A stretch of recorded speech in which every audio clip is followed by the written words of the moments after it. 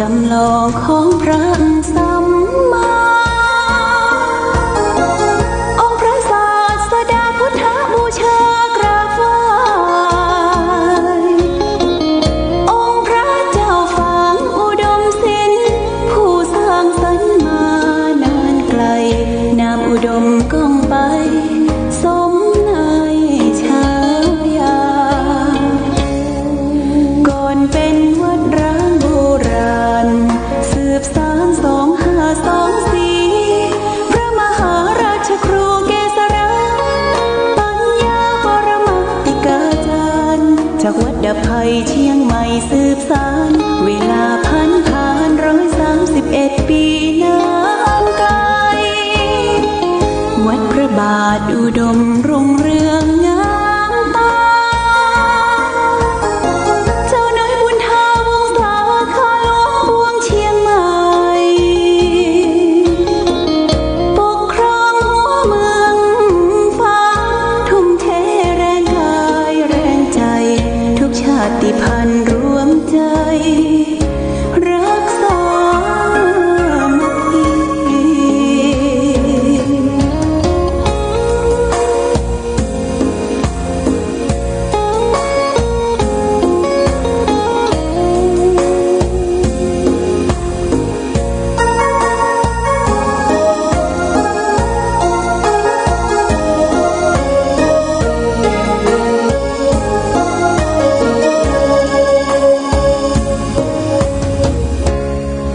ก่อนเป็นวัดร้างโบราณสืบสาน2524พระมหาราชครูเกษราปัญญาปรมัตติกาจารย์จากวัดดาภัยเชียงใหม่สืบสานเวลาผ่าน131 ปีนานไกลวัดพระบาทอุดมรุ่งเรืองงามตาเจ้าน้อยบุญธาวงศาข้าหลวงบวงเชียงใหม่ปกครองหัวเมืองฟ้าทุ่มเทแรงกายแรงใจทุกชาติพันธุ์รวมใจรักษามัคคี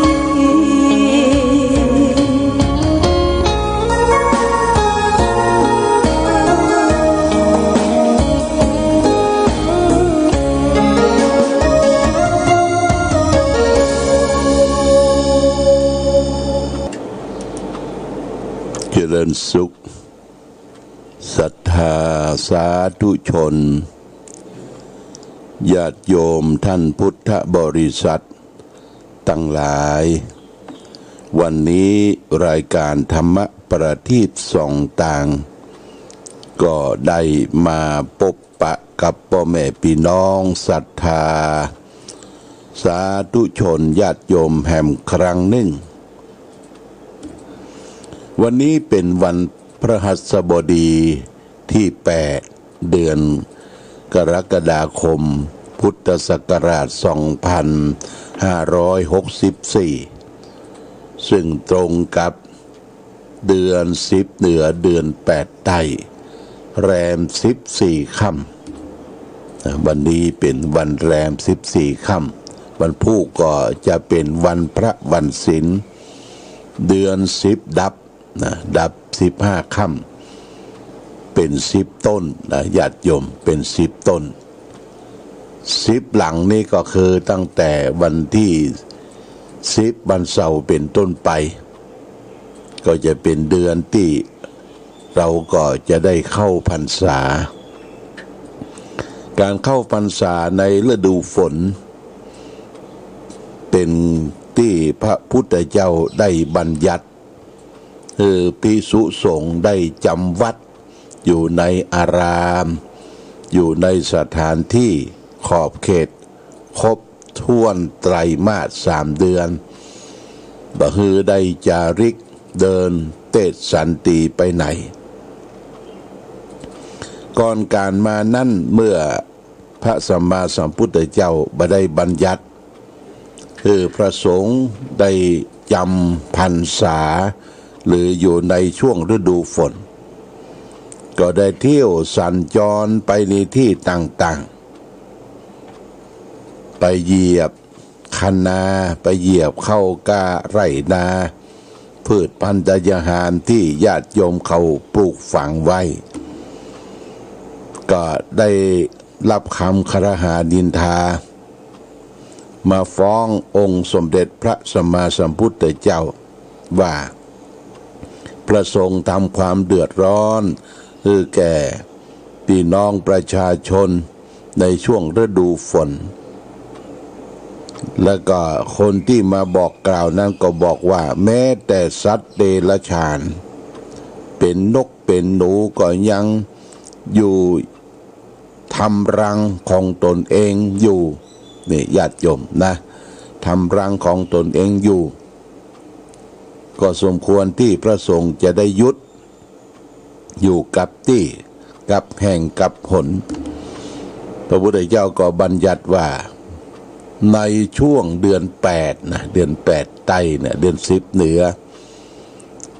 ก็คือพระสงฆ์ได้ยุดอยู่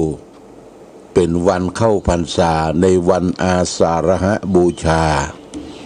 ปีนี้ก็มาตรงกับวันที่24เนี่ยญาติโยมนะ24เดือนกรกฎาคมเรียกว่าเป็นวันอาสาฬหบูชาเป็นวันเข้าพรรษาของศรัทธาญาติโยมที่จะได้เตรียมตนเตรียมใจไปวัดวาอารามประกาศแรม1 ค่ำวันที่25นี่พระสงฆ์ก็จะได้อธิษฐานเข้าพรรษาในวัดหรือในอารามที่ใดที่หนึ่งครบถ้วนไตรมาส3เดือนนี่ญาติโยมเป็นบัญญัติเป็นวินัยของสงฆ์ที่จะต้องอยู่จำเมื่อพระสงฆ์อยู่จำในพรรษาในที่ใดที่หนึ่งนั้นก็จะเป็นโอกาสที่ญาติโยมได้มีโอกาสได้เข้าวัดเรียกว่าอาบน้ำฟังธรรมก่อนการมานั่นญาติโยมนะอาบน้ำฟังธรรมนี่ญาติโยมก็จะได้ไปนอนจองนอนวัดกันนอนจองนอนวัดบางที่ก็นอน2 คืนบางแห่งก็นอนคืนเดียวการนอนจองนอนวัดเพื่อจะได้ไปฝึกหัดปฏิบัติศีลธรรมกรรมฐานไหว้พระสวดมนต์ไหว้พระสวดมนต์เมื่อโอกาสเข้าพรรษาวันอาสาฬหบูชาที่จะเข้ามาถึงนี้ปีนี้ก็ได้รับผลกระทบอย่างรุนแรงเรื่องของโควิด-19 เมื่อปีที่แล้วเราก็ได้รับผลกระทบพอประมาณแต่ปีนี้มันเพิ่มทวีความรุนแรงขึ้นแล้วก็โรคโควิด-19 ที่กลายพันธุ์มาใหม่เลยว่าพันธุ์เดลต้าเนี่ยญาติโยมนะมันมาใหม่รุนแรงกว่าเก่าแม้ที่อยู่กายใกล้กันชิดกันนี่ก็ติดระบบทางหายใจผ่านอย่างทั่วโลกได้ประสบชะตากรรมตั้งโซนเอเชียเฮานี่ประเทศอินโดนีเซียเนี่ยญาติโยมประเทศที่มีเกาะมีผู้คนนักที่สุดในโซนเอเชียของเฮาได้ยินข่าวแต่เจ้าว่ามีคนตายไปหลายหมื่นแล้วประมาณสัก3-4 หมื่นแม้แต่ประเทศญี่ปุ่นประเทศที่เจริญ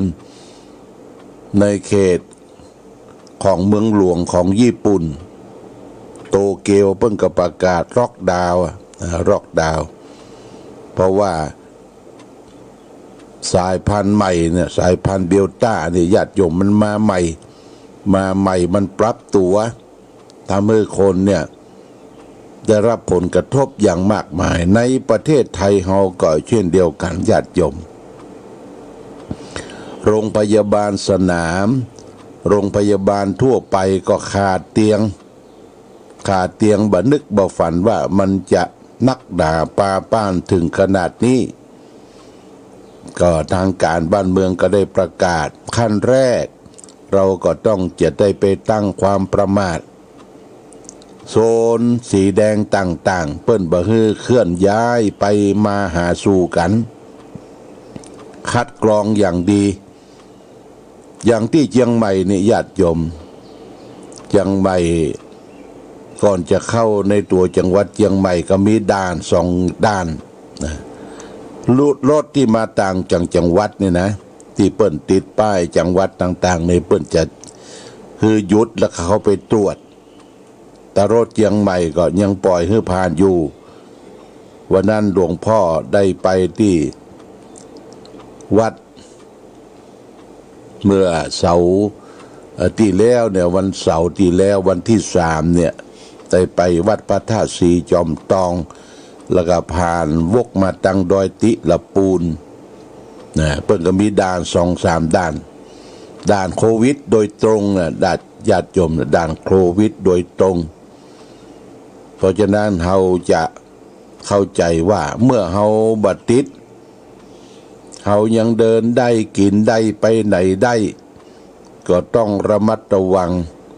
นะต้องเช็ดตัวเองตัวเก่าไปไหนก็คือมีผ้าปิดปากปิดจมูกเมื่อคืนที่แล้วในหลวงพ่อได้ไปเทศน์ในงานศพของคุณสมบูรณ์คำจันทร์ที่บ้านแม่ห้างหลวงโอ้เปิ้นก็ได้ปฏิบัติตามรักของสาธารณสุขอย่างเต็มที่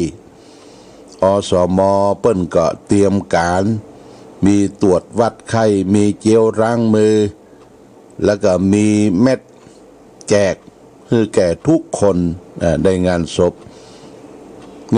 บัดเดี๋ยวนี้เปิ้นว่า New Normal นั่นก็คือทำแบบรูปใหม่ญาติโยมนะ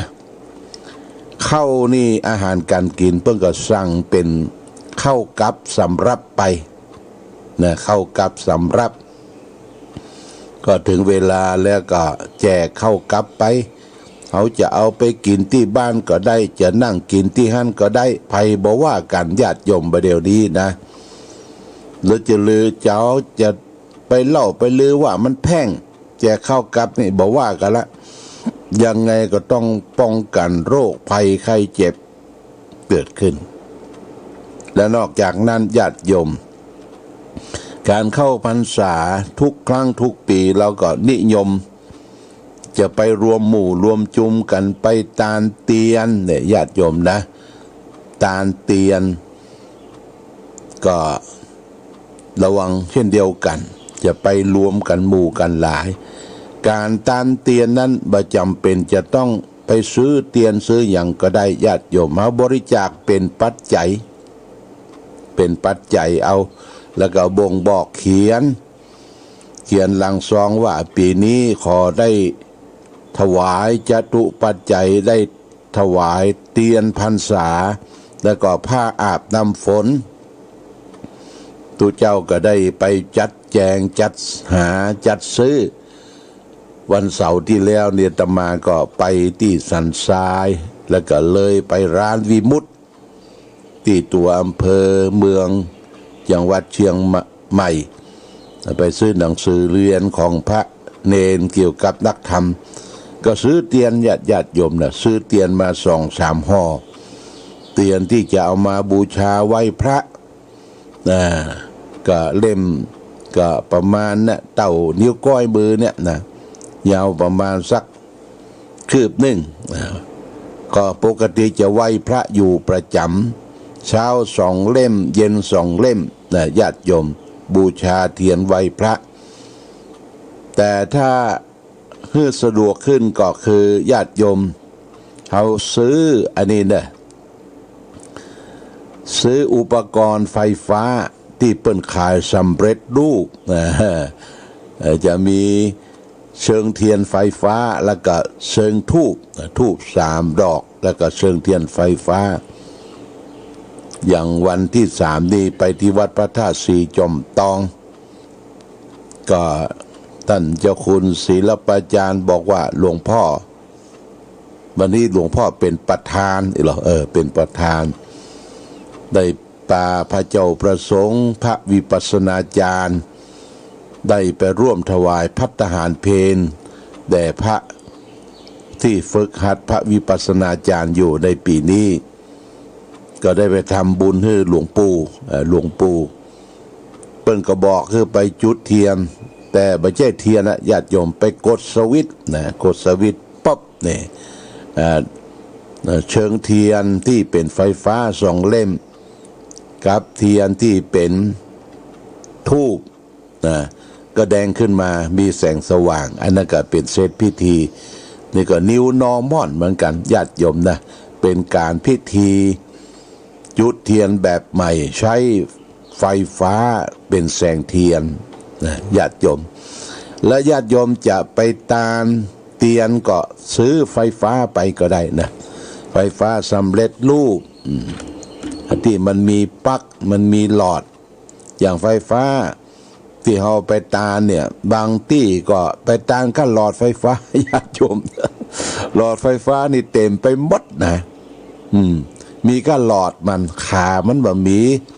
สตาร์เตอร์ก็บ่มีขาก็บ่มีมันก็บ่สมบูรณ์แบบบางท่านเปิ้นเข้าใจที่ไปตาน่ะซื้อหลอดซื้อขาอย่างนีออนเนี่ยนะซื้อหลอดซื้อขาอย่างประเดี๋ยวนี้หลอดไฟประหยัดไฟญาติโยมนะประหยัดไฟมันจะเป็นหลอดกลมนะหรือเขาจะซื้อโซล่าเซลล์หลอดไฟโซล่าเซลล์ก็มันก็เป็น100ขึ้นไปเนอะประเดี๋ยวนี้นะแล้วแต่วัดเปิ้นจะขายโซล่าเซลล์เนี่ยแซมสะดวกญาติโยมจะเอาไปติดไปตั้งที่ไหนก็ได้ที่มีแสงสว่างแสงสว่างอย่างวัดพระธาตุศรีมหาโพธิ์วัดพระเจ้าหลวงที่บนดอยตำบลโป่งน้ำร้อนนั่นก็ติดไว้หลายจุดนะญาติโยมในช่วงที่เขาเฉลิมฉลององค์พระเมื่อปี2532นะแต่บางหลอดบางแผงมันก็วอดนะมันวอดไปมันเสียไปญาติโยมจะไผ่จะมีเจตนาจะไปขึ้นไปติดหนทางขึ้นก็ได้เนอะเพราะวัดพระธาตุศรีมหาโพธิ์เนี่ยวัดจะมีตั้งลุ่มพระเจ้าหลวงจะมีตั้งบนในช่วงที่เดินทางขึ้นไปนะมันก็ยังว่ามีหลอดเสาหลอดไฟนะก็ถ้าไปมีเจตนาศรัทธาอยากจะให้ตาหลอดไฟโซล่าเซลล์ในญาติโยมนะก็ติดต่อได้นะติดต่อเอาไปตานได้ก็เป็นการฮื้อแสงสว่างแสงสว่างเกิดจากไฟฟ้าแกนแสงสว่างเกิดแจ้งจากแสงพระอาทิตย์ดวงจันทร์เนี่ยเป็นการส่องแสงทั้งกลางวันและกลางคืนแต่แสงสว่างที่ส่องให้เรามีความสว่างทั้งกลางวันกลางคืนนั่นก็คือธรรมะนะธรรมะคือแสงสว่างที่สำคัญที่สุดที่เราได้ศึกษาและเข้าใจวันนี้หลวงพ่อก็จะเอาธรรมะทางสุขใจเรื่องครองสันติสุขครองสันติสุขนั้นหมายเขาว่าจะได้ครองตัวนี้ไม่ใช่น้ำครองนะญาติโยมมันเป็นครองคือเราได้ไปครอบครองนะสันติสุขสันติก็คือความสงบสุขคือความสุขกายสุขใจครองสันติสุขนั้นหมายเขาว่าจะได้เปิ้นก็เขียนไว้ว่าในกระบวนของความสุขนั้นความสงบเนี่ยเป็นยอดแห่งความสุขทั้งหลายทั้งปวงหรือจะว่าความสุขที่แท้จริงอยู่ที่ความสงบก็ถูกเพราะว่าคนเฮาจะประกอบการงานอะไรหยังล้วนแต่ให้เป็นไปเพื่อความสงบสุขเป็นจุดหมายปลายทางทั้งนั้นเพราะเมื่อให้ความต้องการอะไรก่อตัวขึ้นในใจแล้วคนเราก็จะอยู่บ่เป็นสุขเลยถ้าบ่ได้ตามความต้องการถ้าได้มาแล้วก็อันเกิดมีอันเป็นไปเสียไปเสื่อมไปหายไปก็เดือดร้อนเป็นเครียดเป็นแค้น จนต้องทำการอย่างใดอย่างหนึ่งเพื่อล้างความแค้นถ้าทำบ่ได้เพราะมีอุปสรรคอย่างใดอย่างหนึ่งขวางกั้นอยู่ก็เกิดความท้อแท้จิตใจก็เกิดขึ้นจะตัดทอนกำลังปัญญาให้ทุกพลภาพแล้วก็รับหูรับตาดำเนินชีวิตอย่างบ่มีจุดหมายปลายทางดังนั้นความแสวงหาความสุขจึงจะเป็นอยู่ที่การสนองความต้องการของชีวิตความจำเป็นจำได้เป็นอย่างต่ำยับยั้งหรือลดปริมาณความต้องการเสียให้ลงพ่องอย่ากลางกวาดล้างความต้องการออกไปให้หมดเสียได้เป็นอย่างสูงความสุขก็จะเกิดขึ้นตามขั้นแห่งการดำเนินชีวิตการทำมาหากินของคนเฮาเนี่ยสะดวกสบายมากมายพอได้ปัจจัยมาก็พอกินพอใจ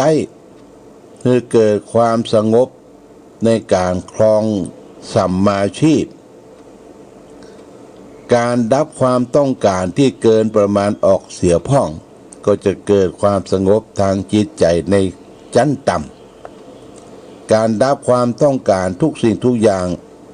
อย่างเสียได้ทำให้เกิดความสงบได้ทุกประการทั้งปวงเนี่ยญาติโยมนะความอยากความต้องการของคนเฮานั้นมันเป็นกิเลสเป็นโลภะอันใดที่เฮาพอจะตัดได้ลงไปพ่องบ่คือมีความอยากจนเกินไปเช่นว่าตาไปหันเกิดตัณหาญาติโยมไปหันเปิ้นมีรถใหม่มีบ้านใหม่มีคู่ครองใหม่ไปหันเปิ้นแต่งตัวอะไรงามไอ้ลิตัณหาเกิดขึ้นแล้วเนี่ยความอยากเนี่ยตัวตัณหาความอยากเป็นความบ่สงบสุขนะญาติโยมอันนี้ความอยากที่มันเกินตัวเนี่ยเป็นโลภะจิตเป็นจิตที่มีความยินดีอยากได้ต้องการอยู่ตลอดเวลาทีนี้เขาก็มามองตัวเองตัวเก่ามองสภาพการว่าเฮายังอยู่ได้ดำเนินชีวิตได้เพื่อจะสร้างให้เกิดความสงบสุขให้เกิดขึ้นตัวเองเพราะฉะนั้นความสงบสุขเนี่ยเป็นการครองสันติสุขเป็นความสุขที่เกิดสันติสงบได้อย่างแท้จริงดังภาษาบาลีพุทธประสิทธิ์ท่านกล่าวตัดไว้ว่านัตถิสันติปรังสุขังความสุขอื่นยิ่งกว่าความสงบไม่มีญาติโยมนะความสุขเนี่ยยิ่งกว่าความสงบบ่มีเพราะฉะนั้นเวลาเฮาวุ่นวายเรื่องตั้งกายตั้งใจเฮาก็จะได้ยินว่าไปปลีกวิเวกไปปลีกวิเวกหาความสงบสุขเนี่ยญาติโยมอย่างถ้ามันมีอย่างอัดอั้นตันใจมีอย่างบ่สบายใจบ่สบายกายเขาก็ไปปลีกวิเวกหาที่สวนที่ไร่ที่นาไปที่ต้งที่นาไปห้างต้งลมพัดเย็นสบายไปพักผ่อนบ่ต้องมีคนวุ่นวายญาติโยมนะเพราะเขาถือคติว่านัตถิสันติปรังสุขังสุขที่เกิดจากความสงบเนี่ยไม่มีนี่พระพุทธเจ้าเปิ้นว่าเราต้องหาเรียกว่าปลีกวิเวกมี3ญาติโยมความสงบทางกายเรียกว่ากายวิเวกความสงบทางจิตใจเรียกว่าจิตตวิเวกความสงบทางกิเลสเรียกว่าอุปธิวิเวกนะ ต้องปลีกนะญาติโยมนะว่าใจประเชิญกับมันอยู่กันโลละเอาไอ้หยังบัดตันนี่มันตุกมันบัดสงบมันวุ่นวายอย่างพระยศกุลบุตรว่าที่บ้านที่จองของเศรษฐียศพระยศเนี่ยที่นี่วุ่นวายหนอที่นี่วุ่นวายหนอ นะเสร็จแล้วก็ขาดสติเดินทางลงปราสาทเดินทางเข้าไปสู่ที่ใกล้ประทับของพระพุทธเจ้าพระพุทธเจ้าได้เดินจงกรมที่ต้นพระศรีมหาโพธิ์พุทธคยานะ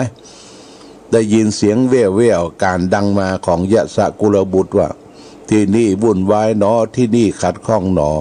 พระพุทธเจ้าก็ตรัสว่าที่นี่ไม่วุ่นวายหนอที่นี่ไม่ขัดข้องหนอมาที่นี่เถอะเราจะแสดงธรรมให้แก่ท่านยะสะกุลบุตรเข้าไปที่ประทับ